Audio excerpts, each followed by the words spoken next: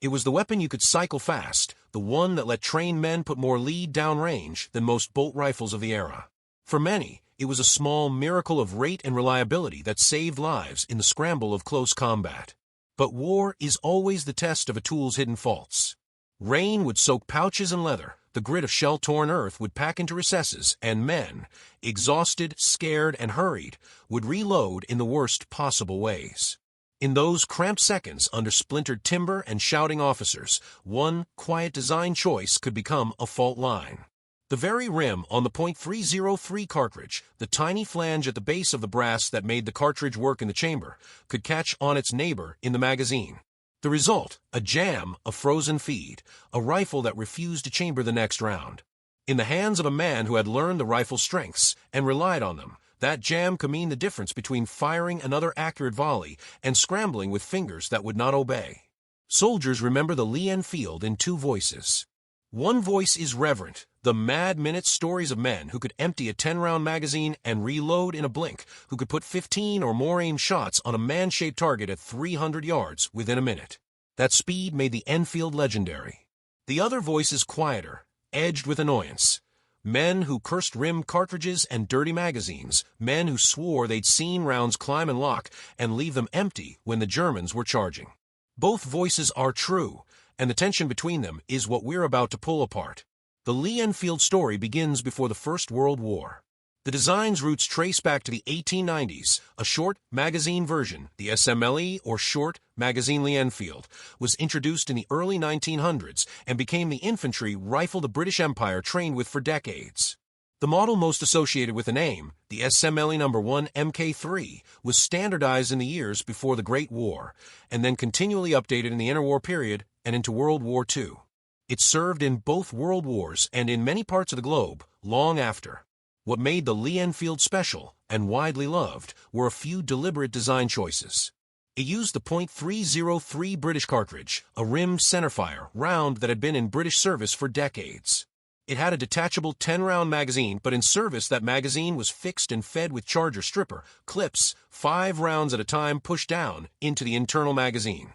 The bolt operated on a cock-on closing principle. When the bolt was pushed forward and locked, it cocked the striker, which let a trained soldier work the bolt rapidly without losing sight picture.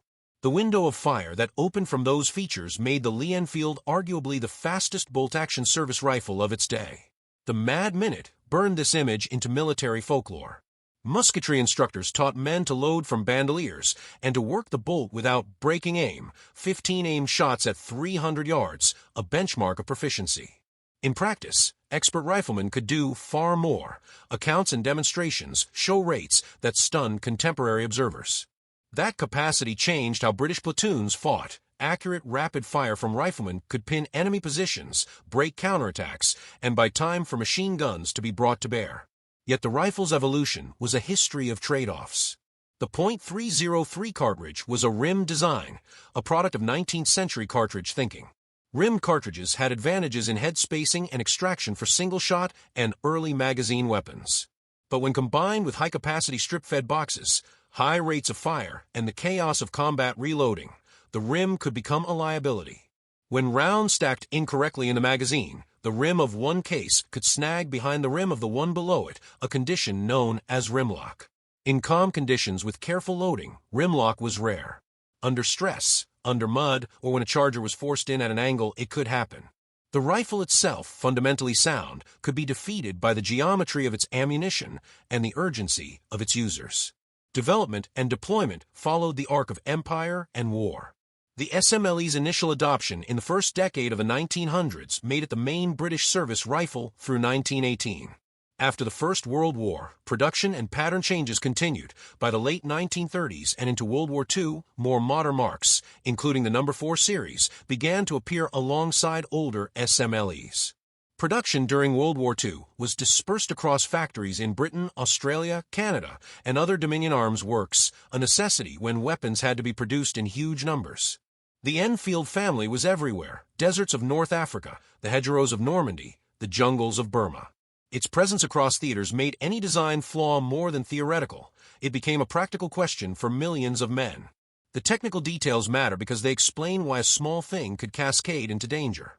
The magazine was an internal box loaded by strip clips. The top cartridge's rim had to sit properly for the bolt to pick the round up and chamber it cleanly. The rifle's generous magazine capacity and bolt design encouraged rapid fire. A soldier could fire 10 shots, slap another clip in, and keep going.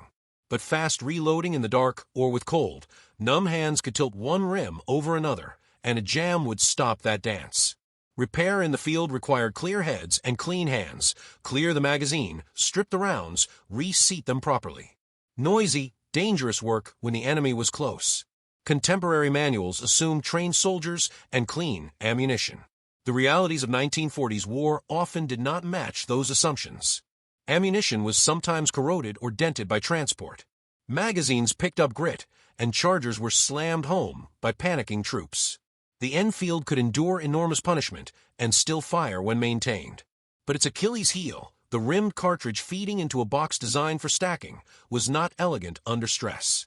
Thus, the forgotten weakness of the Lee-Enfield is not a dramatic structural failure. It's a small mechanical incompatibility that became lethal in the wrong hands and the worst places. Listen to a private's image of a patrol in Normandy. He knows his rifle's manners. He has practiced the mad minute in peacetime.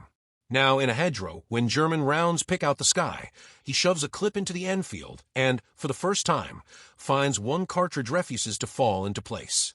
Fingers that had handled wood and metal all their life fumble with mud and brass. A man behind him yells, "The enemy is 20 yards." The jam takes maybe 12 seconds to clear. To the man at his side, 12 seconds is an eternity.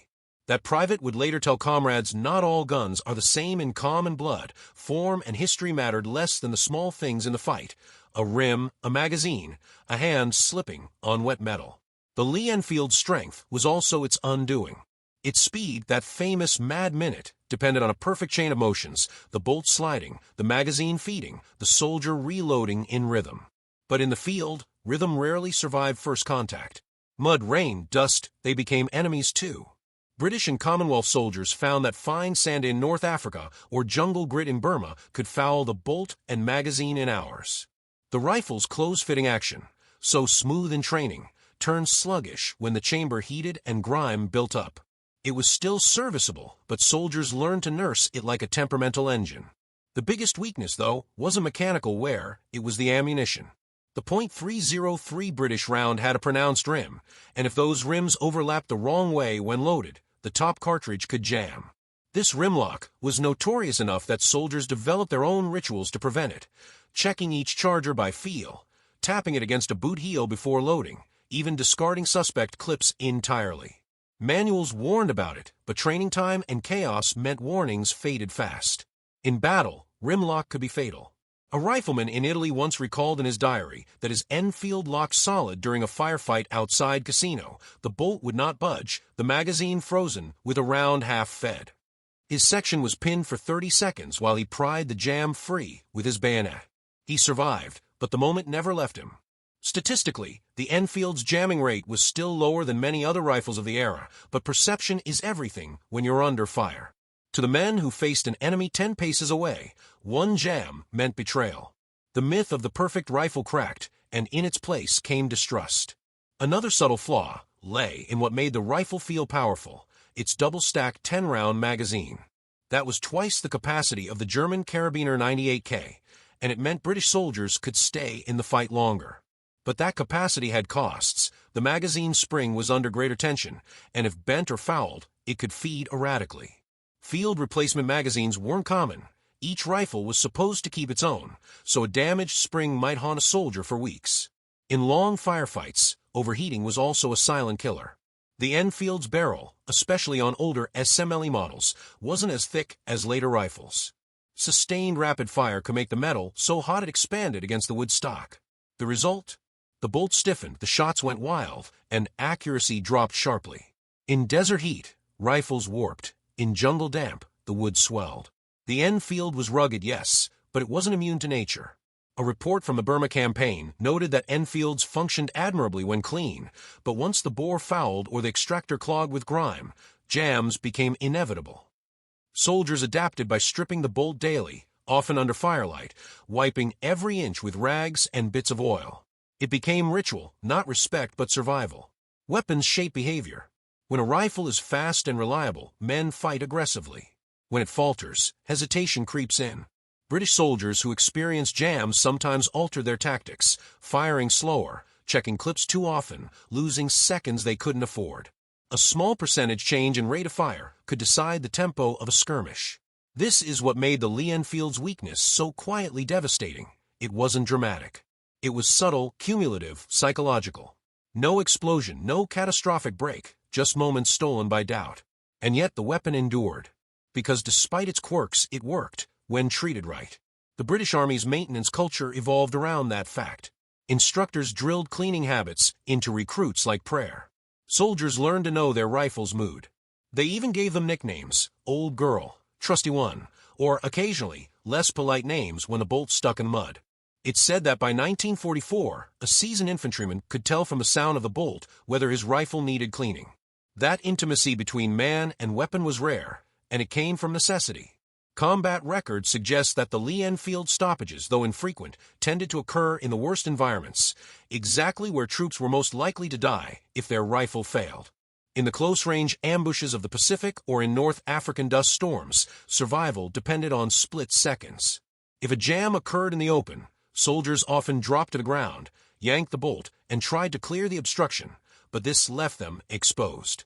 Clearing rimlock wasn't simple. Sometimes you had to strip the magazine, reseat the rounds, and reload entirely. That could take 15 seconds or more. Under automatic fire, 15 seconds was an eternity. So while the Enfield didn't fail often, when it did, it failed catastrophically for the man holding it. And that was enough to scar its reputation among veterans. A Canadian corporal who fought in Normandy later told interviewers, "We loved her, but she had her moods. If she jammed once, you'd never quite trust her again." That's the essence of this weapon's forgotten weakness. Not that it was badly made, it wasn't, but that it was born in a time when the world's best rifle still depended on human perfection. Perfect loading, perfect cleaning, perfect handling. And in war, perfection doesn't exist. When the war ended in 1945, the Lee-Enfield remained in service. It had proven itself in 2 world wars and countless smaller conflicts. But its age was showing. By the late 1940s, British engineers were experimenting with new rifles, designs that fired rimless cartridges better suited to automatic feeding. The lessons from the Enfield's rimmed ammunition were burned into their thinking. Rimmed rounds were for the past. The future was rimless, reliable, and automatic. In 1957, Britain adopted the L1A1 self-loading rifle, a variant of the FN-FEL. It fired 7.62 by 51 mm NATO rounds, sleek and rimless, designed for magazines and semi-automatic action. The bolt-action era was ending. The Lee-Enfield faded into reserve units, colonial forces, and training ranges. But the rifle didn't die. It lingered in service across the Commonwealth. India, Pakistan, Canada, Australia, even Kenya and Malaysia kept them into the 1970s. In some places, it still appeared in conflicts decades later: Afghanistan, the Balkans, rural India. A relic, yes, but a functional one. The Lee-Enfield's weaknesses shaped design philosophy. Modern rifles, from the FVL to the L85, all avoided rimmed cartridges for one reason: feeding reliability. The idea that a weapon could jam because of its ammunition geometry became an object lesson in engineering schools and armories. But its strengths lived on too: smooth bolt travel, ergonomic stock design, the concept of rapid aim fire, all hallmarks carried into sniper variants and hunting rifles worldwide. In fact, the Enfield action remains so strong that gunsmiths repurposed surplus rifles for decades. Even today, in remote mountain regions, you can find old SMLEs still firing. Their wood darkened, their bolts polished by generations of hands. The weakness is still there, hiding in the cartridge, but time has softened it because the men who still use them aren't under artillery fire anymore. In museums and documentaries, the Lee-Enfield is often described as the rifle that won the war. And in many ways it did.